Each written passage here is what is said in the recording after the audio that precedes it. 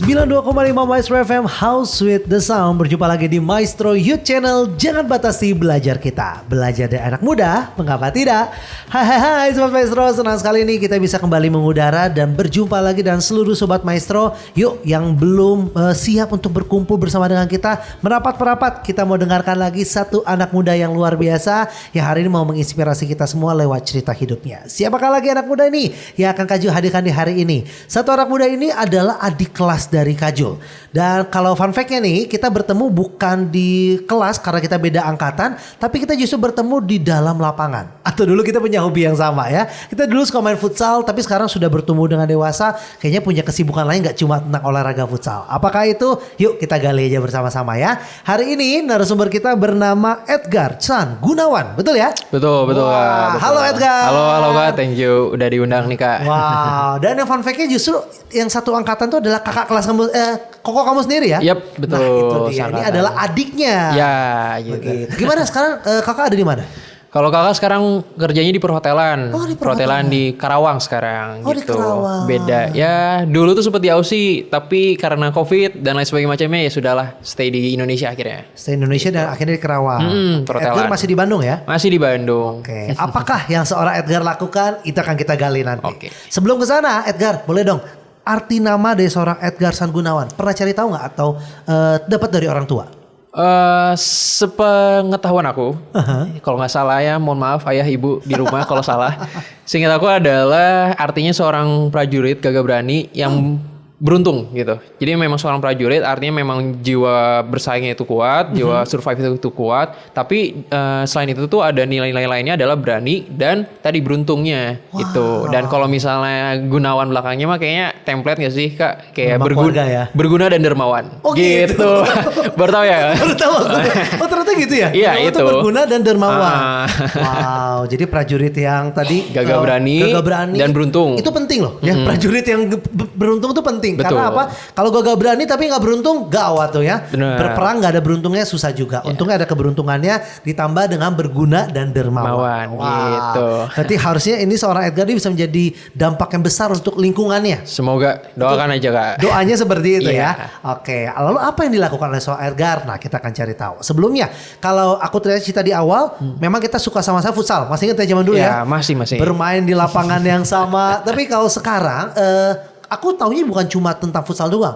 Kamu dan juga kakak kamu juga sama-sama suka yang namanya olahraga karate. Bener banget Kak. Bener ya? Bener banget ya. Karena memang latar belakang seingat aku juga papa juga pelatih karate. Pelatih karate buka dojo sendiri gitu. Wow. Sampai sekarang gak sih, Pak? Sampai sekarang masih. Sampai sekarang ya? Aku masih sesekali ngajar kalau misalnya ada yang kosong nggak ada yang ngajar tuh aku masih suka bantu gitu. Wow, jadi emang suka tentang olahraga sekali ya? Atau sebenarnya selain futsal, karate ada lagi olahraga lain? Kalau dari aku tuh sebenarnya maniak olahraga kok. Maniak olahraga. Jadi Oh. itu salah satu. Jadi ayah aku tuh sempat ngomong meneliti kenapa nih anak satu ini Edgar ini kenapa badannya kurus banget ya? Iya. Padahal makannya udah porsi tukang banget. gali pokoknya banyak banget lah. 4 porsi, 3 porsi cuman kayak kurus terus karena tadi maniak olahraga. Aku semuanya futsal ya Kak Juli tahu sendiri, futsal, karate. Terus kalau misalnya teman-teman ngajak badminton, basket dan yang lain-lainnya itu pasti aku ikut semua. Wow. Emang seneng gitu. Emang seneng ya? Yang aku nggak seneng itu cuman olahraga yang kayak misalnya lari pagi itu kurang seneng. Soalnya aku itu kan nggak ada permainannya, nggak Iya, ada iya. yang apa yang harus dicapai kayak jalan, lari gitu kan, kardio dan stamina. Nah itu aku kurang suka. Aku ngerti. Karena apa? Sesuai nama kamu. Kamu suka ada kompetisi. Bener juga. Bener Iya kan? bener Kalau lari ya. pagi, aku melawan siapa? Aku melawan diri aku sendiri kan. Iya, cuma lari iya, sendiri iya, ya. iya, itu. Kamu berarti suka kompetisi sekali. Kompetisi suka. Sehingga kamu akhirnya terbiasa menjadi kompetitif. Wah menarik ya. Gak apa-apa lari pagi gak terlalu capek kok. Lebih capek lagi kalau lari dari kenyataan. Waduh. Jangan ya kayak gitu ya.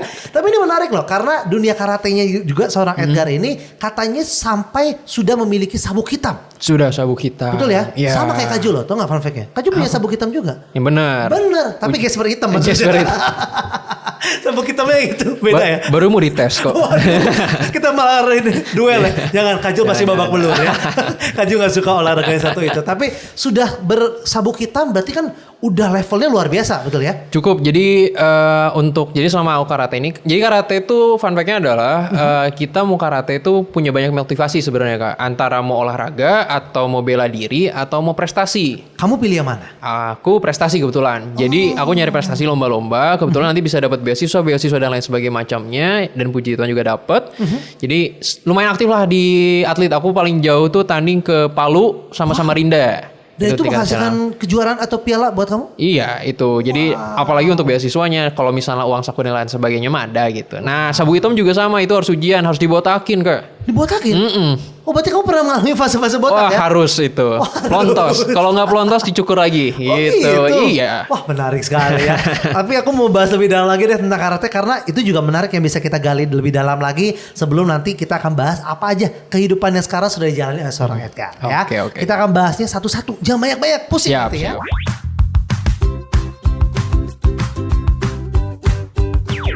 Segmen yang kedua, yuk kita langsung ngobrol lagi bersama dengan Edgar di hari ini. Tadi sudah berhenti obrolan kita di karate, ya. Nah perjalanan dulu deh, aku mau lanjutin obrolan sedikit lagi tentang karate ya. Dari menuju belum punya sabuk sama sekali. Sabuk pertama warna apa sih? Putih ya? Levelnya berapa aja sih boleh kasih tau dong? Putih, kuning, hijau, biru. Birunya 2 kali, biru 1, biru 2. Coklatnya 2 kali, coklat 1, coklat 2. Hitamnya banyak ke atas. Oh jadi hitam tuh bukan terakhir juga? Enggak, ada dan 1, dan 2, dan 3, dan lain-lain. Oh ini edukasi buat aku juga ya. Kalau kamu sampai dannya berapa? Aku baru dan 1. Yang kakakku juga baru dan 1. Ayah aku yang udah dan 5 atau 6 kalau nggak salah. Wow. Nah kepikiran nggak? Karena kan baru dan 1 nih. Mau lanjutin ke dan yang lainnya nggak? Sejauh ini belum mau untuk botak lagi dulu ya. Oh jadi setiap naik level harus botak? Dan setidaknya yang awal-awal itu masih harus. Udah ada yang tingkatan atas sudah nggak harus gitu. Itu butuh waktu berapa lama untuk dari kamu sabuk putih ke dan 1 ini? Kebetulan fun fact-nya adalah aku karate pertama kali adalah TK. TK? Itu dipaksa orang tua gak sih? Diarahkan orang tua. Ya. Bukan dipaksa. Tidak, diarahkan orang tua. Okay. Gitu. Dari TK udah latihan. Jadi itu aku udah sabuk coklat itu di kelas 6 SD. 6 SD? Udah sabuk coklat. Nah aku gak bisa masuk sabuk hitam karena umur aku masih kecil. Belum cukup umur. 17 tahun minimal.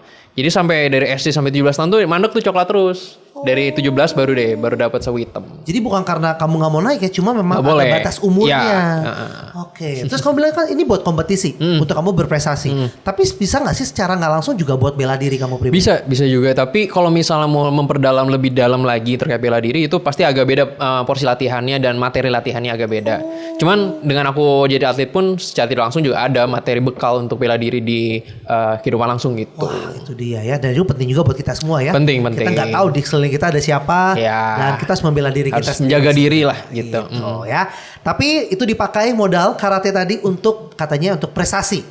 Yang dimana katanya jadi beasiswa untuk kamu masuk ke tahap selanjutnya di masa SMA. Iya betul. Di SMA itu biasanya dapat beasiswa. Nah kalau di kuliah juga sebenarnya ada dapat juga. Cuman aku adalah beasiswa yang lain juga. Jadi nggak boleh double. Jadi aku pilih yang lebih besarnya gitu. Cari yang lebih besar lagi ya. Ada lagi. Gitu. Menarik. Dan akhirnya memilihlah jurusan. Aku pikir olahraga. Wah, kan bisa juga dong. Kalau maniak olahraga, mungkin jurusan olahraga. Tapi kayak jauh deh olahraga. Ternyata jalur hukum. Hukum, bener. Why? Jadi seperti pada anak kecil pada umumnya, Kak. Aku SD SMP mah ditanya cita-cita mau jadi apa? Pemain bola. Wajar. Mungkin Kak Juli juga dulu pernah atau nggak tahu. Nah, kuliah tuh akhirnya hukum karena memang dari aku pribadi sekolah SMA tuh jurusan IPA. Oke. Kalau sekarang kan udah gak ada jurusan lagi tuh. Sekarang dulu aku jurusan IPA. Dan kenapa IPA? Sebenarnya aku bukan bener-bener suka dengan materi IPA. Tapi lebih ke biar aman. Bisa jurusannya bisa semua. Setelah udah di kelas 12. Aku menjajakin jurusan-jurusan. Dan mungkin bahasa kasarnya adalah aku suka ngeyel kali ya. Suka berargumen kalau bahasa halusnya tuh. Suka berargumen. Senang berdiskusi. Dan itu tuh ternyata jadi nilai utama dalam jurusan hukum. Bukan ngapalin undang-undang, tapi berpikir logis yuridisnya. Nah itu yang penting untuk jadi seorang mahasiswa hukum. Nah itu aku cocok. puji Tuhan juga aku udah beres dan selama kuliah pun memang menikmati sampai sekarang pun setidaknya belum ada penyesalan kenapa aku masuk jurusan hukum tuh gak ada gitu. Dan dikatakan anak IPA tuh yang suka berdebat jarang biasanya, benar nggak sih? Jarang. Karena anak IPS yang bisa melakukan hal itu. Betul. Nah, jadi saat kamu ada di IPA, kamu suka berdebat, kayak guru notice kali ya, ini anak beda. Ini anak beda. Antara seneng, dia bisa diajak diskusi atau enggak nyebelin nih anak. Nah, antara dua itu aja. Antara itu aja ya. Tapi itu semakin terlihat potensi kamu, akhirnya kamu dengan yakin masuk ke jurusan hukum. Itu dia. Dan yang menarik lagi, ternyata fun fact-nya, seorang Edgar berhasil menyelesaikan dunia perkuliahannya 3,5 tahun saja. 3,5 tahun. Kalau Kak Jul, jujur, juga ingin mengejar cepat-cepat lulus kuliah. Tujuannya satu. Bukan tujuannya adalah pengen cepat kerja. Dan sepertinya kayak gak nyaman aja untuk kuliah lama-lama. Kayak pengen nyari uang cepat aja. Nah, dulu Kak Jul di mana, Kak? Aku ngambil jurusan ekonomi. Nah, itu tujuan aku ngambil sana. Kalau Edgar, apakah juga sama berpikir pengen cepat berkarir, menghasilkan, atau lebih kepada faktor atau apa faktor lain deh? Aku nggak tahu deh. Kenapa 3,5 nih? Nah. Sejujurnya tuh aku nargetin awalnya sebenarnya normal 4 tahun. Oke. Normal 4 tahun. Tapi kebetulan mungkin aku diberkati ya, dapat rezeki. Jadi ada program MBKM, jadi ada program magang itu tuh dari pemerintah memfasilitasi. Jadi magang ini tuh bisa dikonversi dengan mata kuliah, jadi bisa jadi syarat kelulusan juga. Nah aku magang dan magang ini tuh ternyata bisa memangkas, kan skripsi itu harus 2 semester minimal tuh, bab 1 dan yang skripsinya. Nah jadi kayak kepangkas 1 semester. Jadi aku bisa singkatin 1 semester. Jadi ya alhasil aku keterima juga di magangnya dan akhirnya 3,5 tahun. Oh, berarti bukan kesengajaan itu ya? Bukan, jadi mungkin keberuntungan. Ya, keberuntungan. Sesuai nama kamu. Terima kasih Mama Papa. Nama yang bagus itu menentukan jalan kehidupan kita ya. Betul. Tadi udah kompetitifnya udah. Beraninya ada beruntung ya. Kita dapat di segmen yang kedua. Kita cari lagi bagaimana berguna dan dermawannya di segmen selanjutnya ya.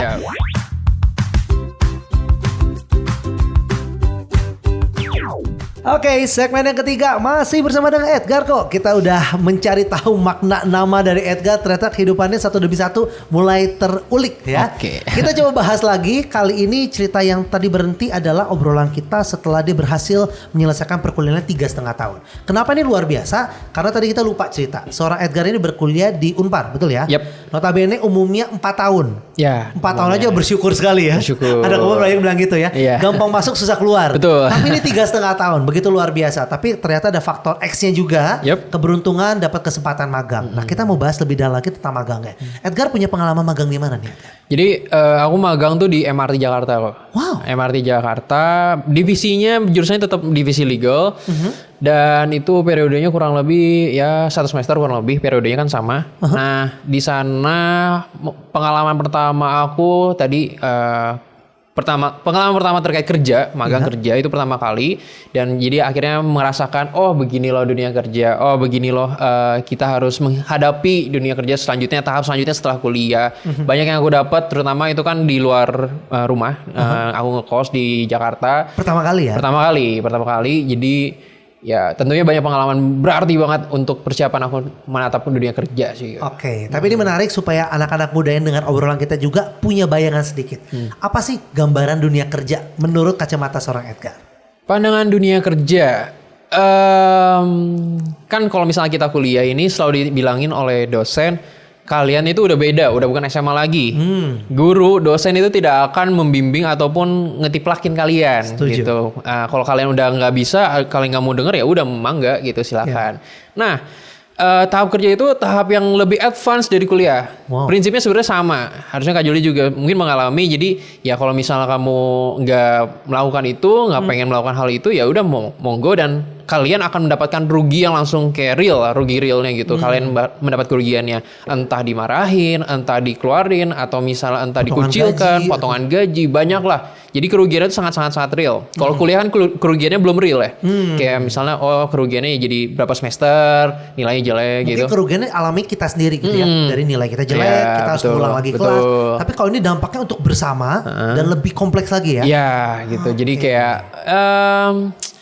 ya harus punya tanggung jawab yang lebih lah, kesadaran tanggung jawab dalam bekerja itu harus ada gitu, jangan semena-mena gitu. Kamu dapatkan rasa tanggung jawabnya itu saat kamu bekerja.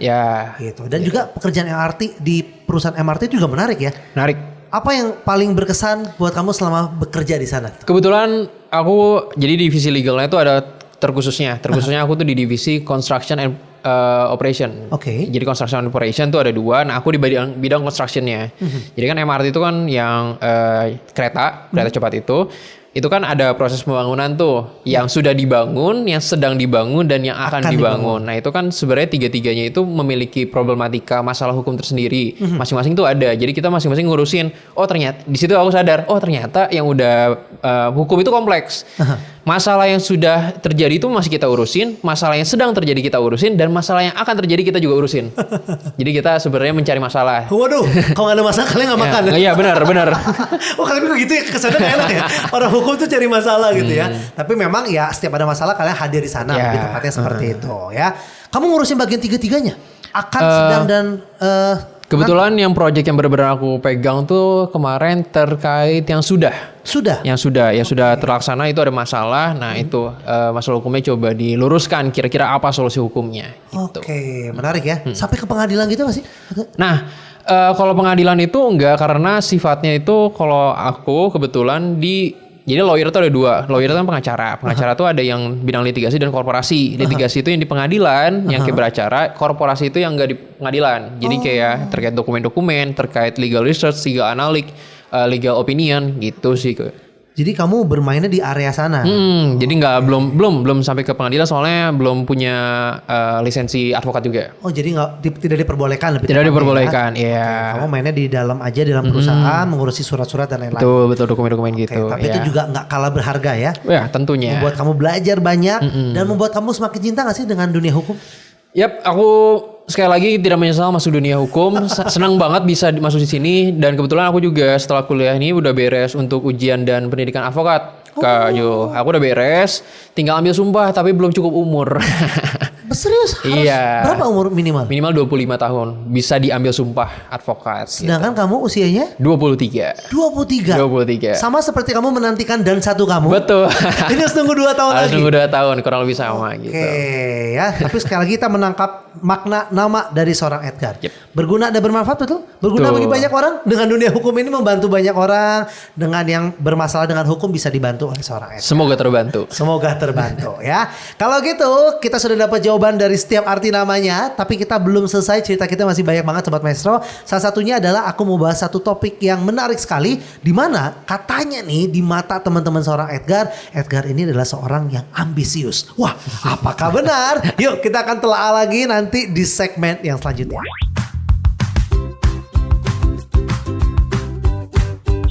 Wow, udah gak kerasa loh kita masuk ke segmen yang keempat di kali ini. Jadi langsung aja kita ngobrol-ngobrol lagi bersama dengan Edgar. Aku akan menepati janji aku untuk membahas satu topik yang sudah aku angkat di segmen sebelumnya.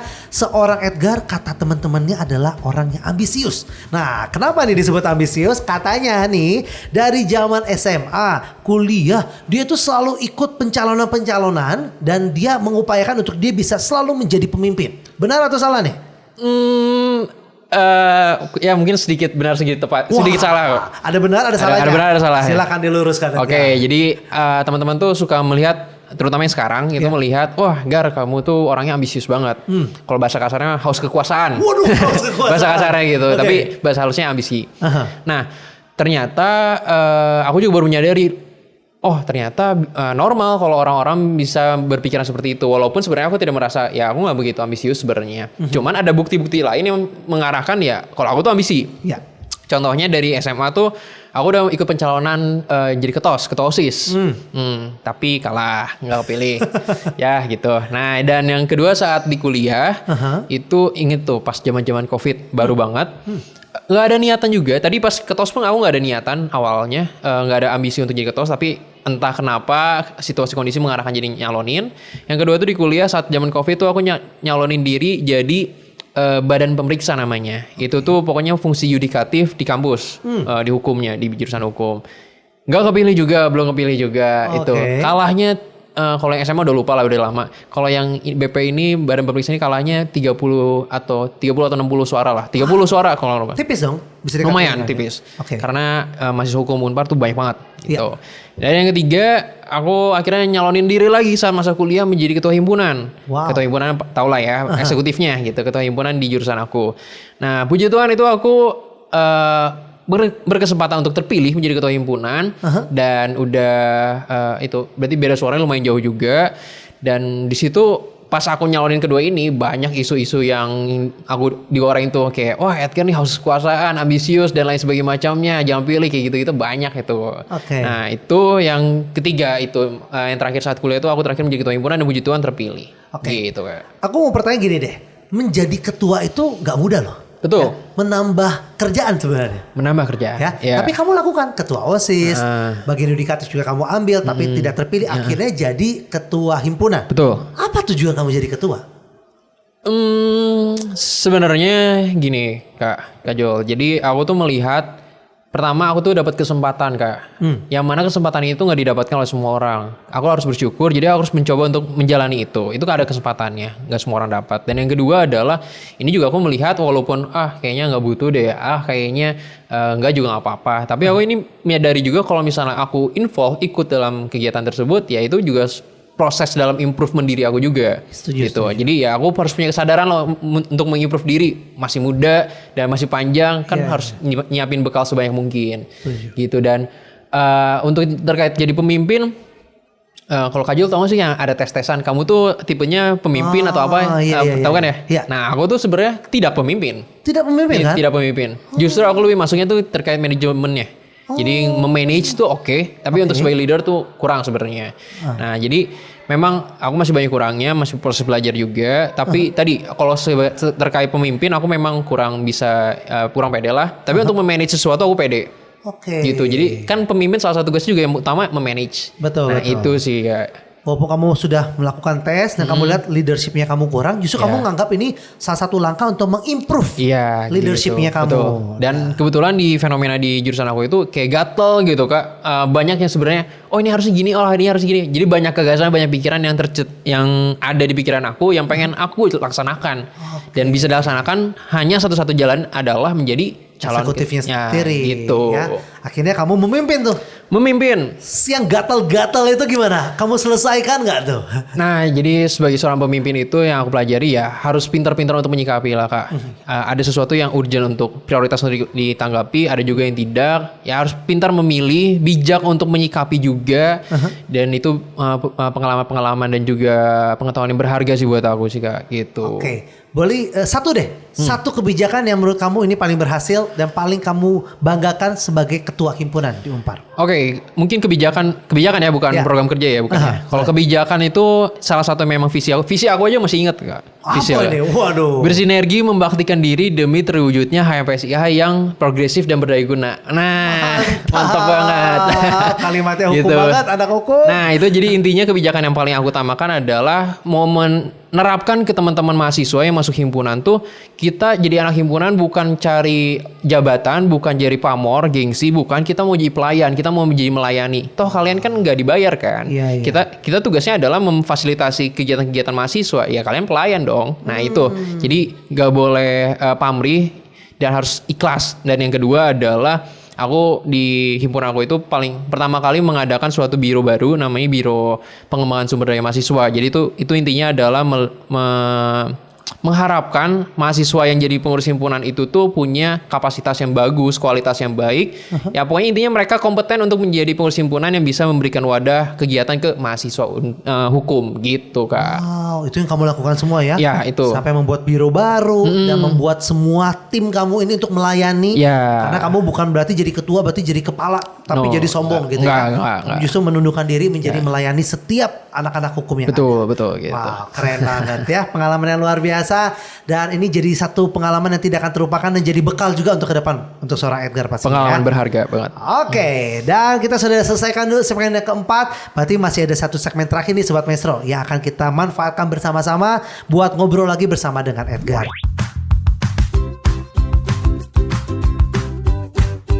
Yuk kita ngobrol-ngobrol lagi bersama dengan Edgar. Sudah masuk ke segmen yang kelima di kali ini.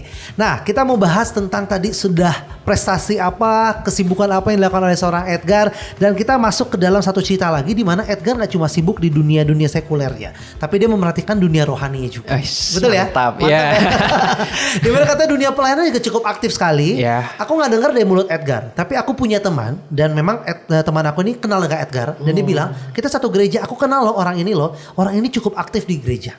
Jadi ada testimoni, bukan dari mulut Edgar langsung ya. Jadi Edgar gak usah merasa ini di settingan ya Kak Jo ngomong gitu. Enggak ya, aku dengar dari testimoni beberapa orang. Itu yang pertama. Yang kedua, kamu pun ikut katanya ormas, yaitu pemuda Katolik. Betul. Nah ini gara-gara ikut jadi ketua himpunan, lulus gak bisa, pengen jadi pemimpin lagi atau seperti apa? Kenapa ikut ormas nih? Silakan diceritakan. Oke, jadi sebenarnya basic dari kenapa alasan aku masuk pemuda Katolik itu tuh sama terkait kenapa aku pelayanan di gereja. Jadi memang ada aku panggilan, suatu panggilan pelayanan. Jadi dulu tuh pas aku masih kecil kan biasanya kalau masih kecil tuh ada namanya, kebetulan aku Katolik jadi ada namanya putra putri altar, misdinar. Nah itu yang paling banyak lah anak-anak. Nah aku Aku nggak masuk di situ. Entah kenapa itu belum ada panggilannya, jadi kayak orang tuh udah ngarahin sok sana kamu daftar, tapi akunya kayak nggak mau gitu. Seingat aku kakak juga itu Nggak. kan? Kakak juga enggak ya? Nggak. Oh enggak. Nggak, jadi kita nggak tahu kenapa kita kompak ya. Untuk kali ini kompak kurang bagus ya. Iya, mohon maaf. Dan akhirnya tuh untuk saat udah masa SMA tuh mulai aku udah ada kesadaran panggilan untuk aku harus pelayanan. Gereja sering masa pelayanan enggak gitu. Gereja sering. Nah, aku udah mulai cari-cari pelayanan. Kebetulan jadi di gereja tuh aku aktif jadi anggota lektor. Lektor tuh yang kalau di gereja baca-bacaan, baca Alkitabnya. Terus kemudian juga masuk ormas. Ormasnya namanya Pemuda Katolik. Pemuda Katolik ini tuh ini bukan promosi tapi sedikit cerita aja. Udah dari zaman dahulu kala gitu. Udah lama banget. Aku lupa, mohon maaf. Tapi udah tahun dari 19 berapa gitu udah ada. Nah ini tuh sebenarnya fokusnya tuh nggak cuma di politik. Tapi stigmanya tuh Pemuda Katolik, pasti ini urusannya politik. Sebenarnya enggak. Itu kita mengurusi segala aspek juga terkait pendidikan, budaya, kesenian, kepemudaan kita ngurusin semua sebenarnya. Cuman terus ada stigma tersebut. Jadi di situ juga aku ada kesempatan untuk masuk di sana. Kebetulan aku juga menjabat menjadi sekretaris Pemuda Katolik Kabupaten Bandung. Itu di situ dan dari situ pun aku bisa berharap bisa mengajak anak-anak muda lainnya untuk pelayanan. Kalau misalnya aku nggak cocok di gereja, maunya ormas, ya aku sediakan wadahnya dan semoga bisa memberikan kegiatan-kegiatan yang bermanfaat juga, terutama untuk anak-anak muda Katolik gitu. Oke, jadi lagi-lagi niatnya juga positif semuanya ya. Tadi kan sekretaris nih, nggak mau jadi ketua pemuda lanjut? Enggak dulu. Enggak. Soalnya aku masih relatif baru di Pemuda Katolik. Gitu. Kapan deh kalau nggak bergabung? Jalan 2 tahunan lah kurang lebih. 2 tahunan. 2 tahunan ya. Oke, berarti belum terpikir untuk jadi ketua di Pemuda Katolik ya. Pelayanan juga cukup sibuk. Tadi juga kegiatan-kegiatan pekerjaan juga cukup sibuk. Namun tidak angin tidak ada hujan, seorang Edgar masuk ke dunia politik. Yap, dunia politik. Nah ini mengagetkan aku. Ini kenapa aku undang Edgar hadir di hari ini. Karena Edgar mencalonkan dirinya dalam kontestasi politik yang akan kita lakukan saat lagi. Betul. Kenapa bisa masuk dunia politik? Ini yang menarik. Kenapa bisa masuk dunia politik? Jadi mungkin ini tambahan dulu sebelum menjawab. Tambahannya adalah aku sekarang mencalonkannya tuh di DPRD Kabupaten Bandung. Itu tuh tingkat 2 DPRD-nya. Nah, aku tuh masuk ke dunia politik karena balik lagi sebenarnya alasannya sama, template. Aku tuh orangnya agak membosankan dalam artian pola pikir tapi template soalnya. Pertama ada kesempatan lagi Kak Jul. Jadi ada kesempatan dari salah satu partai ini yang menurut aku juga ada potensinya dan juga diprioritaskan. Akhirnya aku ambil karena itu kesempatan yang gak semua orang bisa dapat. Dan yang kedua ada momentum terkait anak mudanya. Gimana? Jadi pemilu 2024 itu hampir 50% lebih adalah pemilih anak muda. Pemilih muda. Fakta ini menunjukkan artinya anak muda itu memang sudah waktunya untuk berperan. Gak bisa lagi politik nggak mau ikut-ikutan, cuma dengar aja atau gimana. Kita harus berperan aktif. Apalagi kita akan menghadapi Indonesia Emas tahun 2045. Kak Jul pasti pernah dengar. Nah, Artinya kan yang memimpin Indonesia tahun itu kan pasti ya anak-anak muda sekarang. Setuju. Nah, jadi pemilu 2024 ini adalah salah satu langkah awal kita anak muda sebagai calon-calon pemimpin bangsa untuk memberikan peranan kita, Kak. Gitu. Jadi harapannya aku nyalonin diri ini bisa memotivasi teman-teman muda lainnya, mengajak teman-teman muda lainnya supaya ayo kita bisa loh kita masuk ke dunia politik dan penting kita berperan di dunia politik. Oke. Gitu, Kak. Kalau gitu, boleh nggak kasih tahu ke seluruh sobat Maestro yang mendengarkan, khususnya anak-anak muda, seberapa penting kita harus masuk dunia politik? Oke, Kak. Jadi teman-teman muda gini, kita harus menyadari segala aspek kehidupan kita itu adalah produk politik. Aku sekarang ngobrol sama Kak Jul ini juga suatu hasil produk politik gitu. Politik itu nggak cuma sekedar yang kayak kotor-kotornya aja, ada suatu hal yang baiknya juga dan itu tuh ada di sekitar kita, ada di dekat kita, Kak. Nah, setelah kita menyadari hal itu, kita harus berpikiran kita harus berperan aktif dalam dunia politik ini. Oke. Bentuk-bentuk keaktifan kita tuh macam-macam sebenarnya, Kak. Kita bisa cuman mengikuti berita, menonton debat kayak gitu. Itu kita juga berperan sebenarnya. Ataupun kita sudah masuk ke tahap kita memberikan pendapat pandangan kita ke teman-teman kita, berdiskusi. Itu juga bentuk peranan aktif. Atau sampai kita terjun ke dunia politik dalam artian jadi anggota partai ataupun mencalonkan diri jadi tim sukses pemenangan dan lain sebagainya macamnya, itu juga bentuk keaktifan.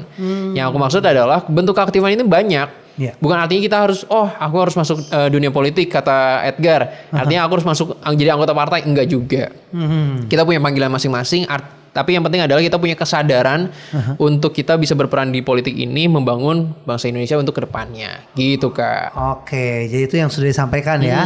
Kenapa seorang Edgar mau masuk partai politik dan tujuannya juga jelas. Betul. Ya. Dan kalau misalnya mendengarkan juga ingin tergerak ikut, ya nggak bisa sekarang ya, karena udah mau selesai juga kita ya. Tapi mungkin bisa ikut di konsentrasi selanjutnya. Boleh gitu. Oke. Kak. Tapi Edgar sangat termotivasi. Tujuan utamanya deh kalau ditanya ya. Kalau ini bukan kampanye ya, tapi kalau bilang tujuan utama dari hati kecil Edgar ingin melakukan apa sih, Edgar?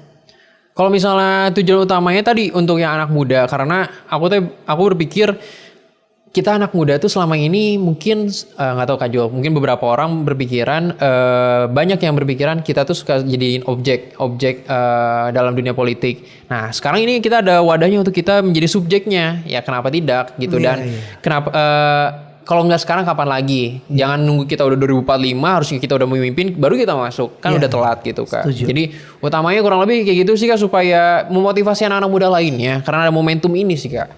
Gitu. Jadi momentum yang tidak mau dilewatkan oleh seorang Edgar.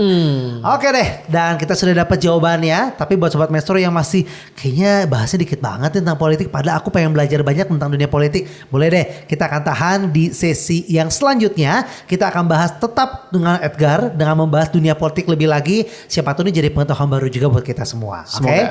Jangan kemana-mana ya, tetap bersama kami di 92,5 Maestro FM, House with the Sound.